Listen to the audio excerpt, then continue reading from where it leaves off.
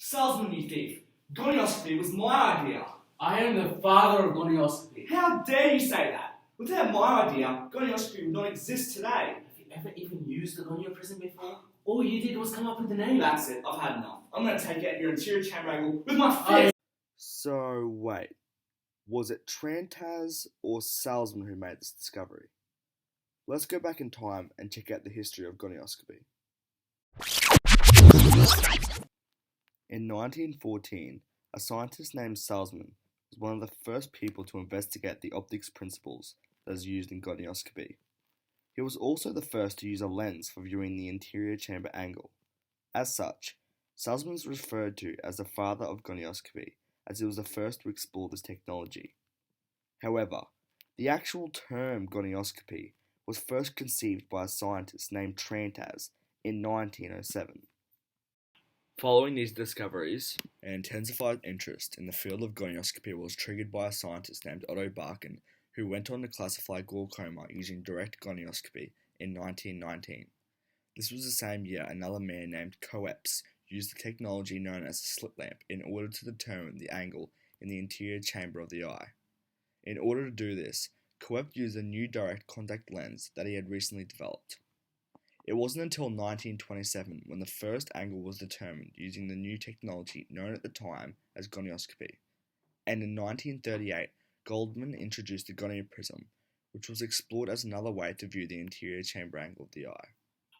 So we've covered the history of gonioscopy, but what actually is a gonioprism and how is it used?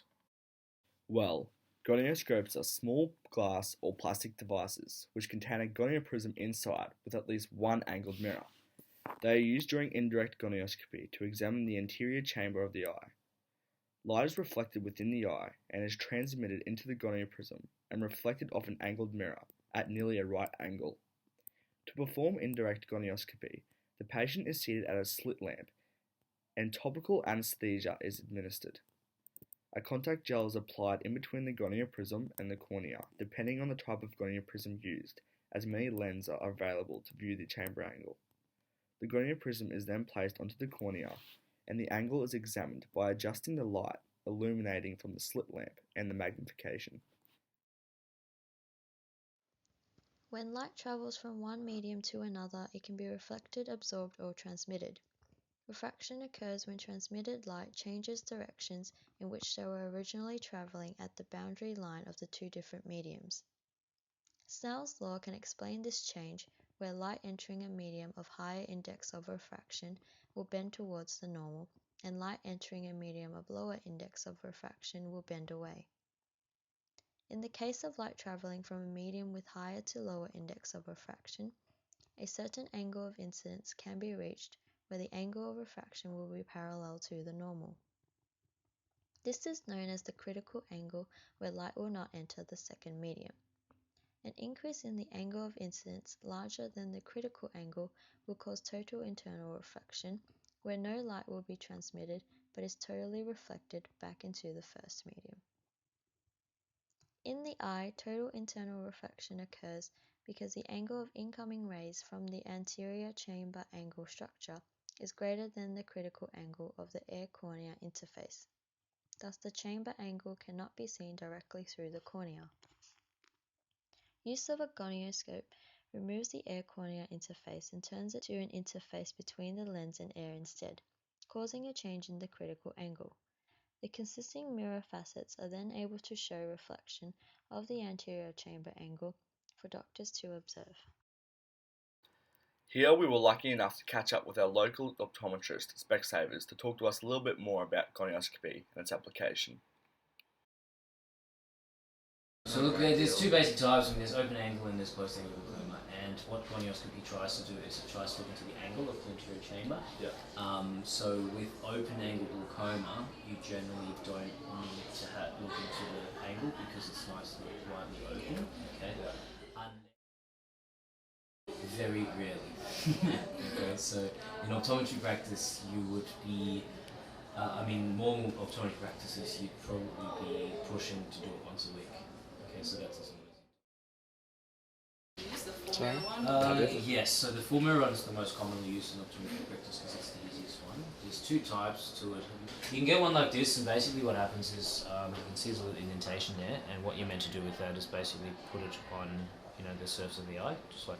And then what happens is, looking through the 4 mirrors there, you can see each angle, because your eye is obviously completely round, and that means that you want to look at every quadrant. Yeah.